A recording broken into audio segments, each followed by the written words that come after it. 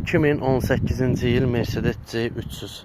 Maşın 2 motordur, 2018-ci il arxa çəkəndir, 131 min yol gedib, 21.500 dirhəmlə aksiyonda satışdadır, 6.000 dollarla.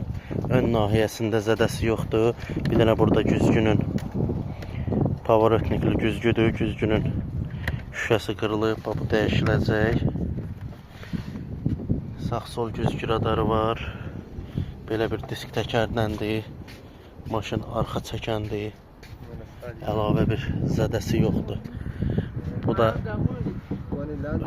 Lüko reisdən çıxıb, bir dənə o təmir olunacaq. Koja salondur, elektron sideniyadır, multiroldur. Burada sideniyada belə bir aşınma baş verib. Sideniyanın kojası dəyişiləcək, ortası dirsək altının kojası dəyişəcək. Buranın nikkeli təmizlənəcək. Vini də kimə maraqlı olsa yoxlasın.